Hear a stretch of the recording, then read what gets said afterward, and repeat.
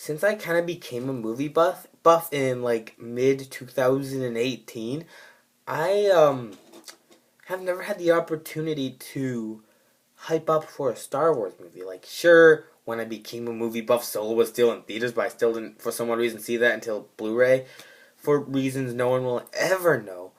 But then Rise of Skywalker, I saw the first trailer, and I was like, yo, it's my time. And then like 3 minutes later, I realized, wait a second, I actually haven't done a full-on viewing of the Star Wars films. I've seen them all multiple times, but just kind of here and there, and as they hit theaters, except for Solo and the ones before 7, I like haven't seen like them since I was 5 years old, back in the like 5 years old when I was in kindergarten. So I was like, sit down. I decided to watch them in timeline order for unknown reasons. Anyways, so I started with episode 1, which all I have here for my notes is literally burn it to the freaking ground. Wow. That kind of just explains, and trust me, this isn't even the worst installment in this franchise, and you're starting to wonder, as you're watching it again, it's like, why do people like these movies again? Anyways, you get to 2, and then it's just like, oh my gosh, remember how I wanted to burn 1 to the ground? This one's about a war. I know it's in the title, but it's about not the war you expect. It's not about the Clone Wars. It's about the war between episode 1 and episode 2 of which one's more horrible. Like, oh my gosh, these are the 2 worst Star Wars movies ever. I guess I may not be saying much, but still, they're so bad. Anyways, 3. This is the good one of the prequels. For one reason. It has one redeemable quality. And it's that it's just so bad it's good, you know, like, while the other ones just made you like, oh my gosh, what am I watching? This one would make you like think, would just make you think, heh, he said hello there in a funny voice. Right? And it's just like, it's just how it is, right? It does actually have a very great opening sequence, but anyways. 3. I already said 3. Anyways, we're on to Solo. This is the best Disney Star Wars film. That's all I really gotta say. It's just fun. It doesn't got the big stakes, but as I said in my previous video, you don't need those big stakes. Anyways, Rouge One, a Star Wars story. Boring plot, boring characters, great third act though. It's like you have to sit through a boring documentary about these guys from. It's like, remember social studies class where you had to like sit through those long documentaries about some war no one remembers anymore. That's what this feels like, except it has an ending. Right? Well, the other one's just like, yeah, and then America won the war. This is like, oh yeah, and then an awesome battle happened, right? And it's, so you just have to sit through this documentary to get to a battle. And it's like, come on, this is Star Wars. If I wanted to watch a documentary, I'll watch a documentary. Okay. Now we have 4. This is the one everyone loves. It's classic Star Wars. It got everything. It got something for everyone. You got stuff that people love way too much. It got stuff people sort of dig. It's Star Wars. That's all you gotta say about Episode 4. It's Star Wars, and everyone knows what you're talking about. You're talking about that cool movie with, like, you know, people moving stuff with their minds and awesome battles and blowing up giant space stations that aren't moons. It's Star Wars. Anyways, 5. Star Wars was revolutionary, right? I don't even know if that's a word.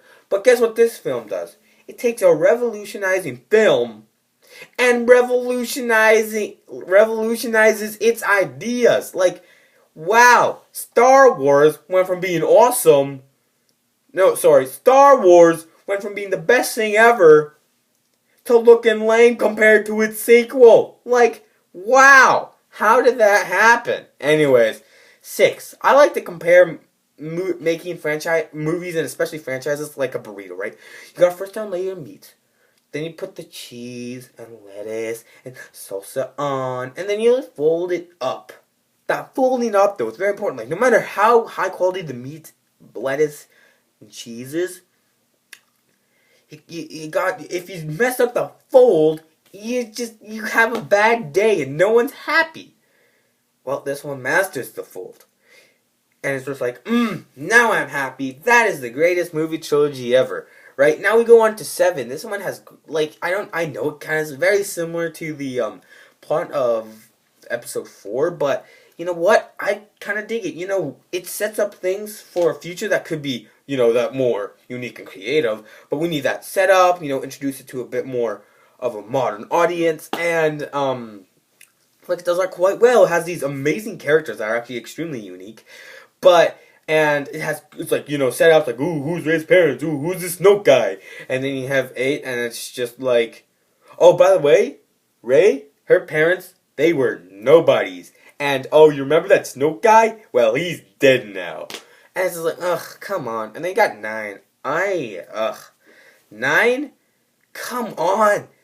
I was like, you know, like, it had great meat. It had passable cheese and salsa. Yet, like, they didn't even attempt that at all. Like, that just annoys me.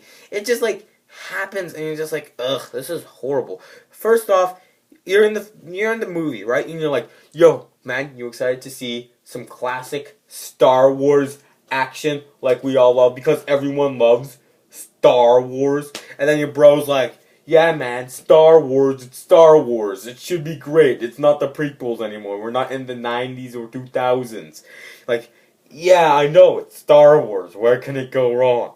And it starts the way every single good Star Wars movie starts. The sound of John Williams' soundtrack filling through your ears. And just like the bam, ba ba bam, ba ba ba ba ba ba ba, right, as the word Star Wars kind of like shrink, right, and then it has the scroll, and you're like, now this is, it's already, it checked off my checklist. I had like, I sure hyped the movie up a lot, but like, I didn't really like, you know, I just like, yo, I hope this and this happen. You know, like, I want it to be like, I was like, I just want it to be good, and Star Wars.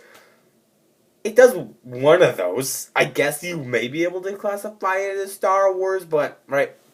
It's just like, yes, half of my checklist already checked down. It's definitely Star Wars. Right, title crawl stuff.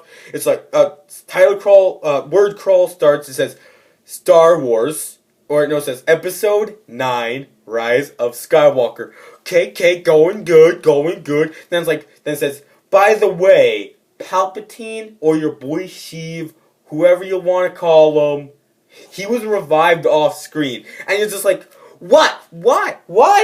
Come on! I know you're kind of ruining Anakin's story arc, but at least kind of, you know, do it like where we can see it happen in this cool reveal sequence.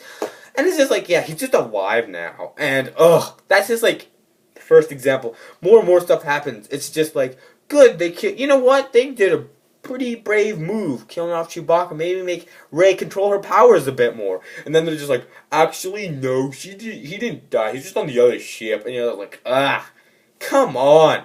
He doesn't even do anything for the rest of the film.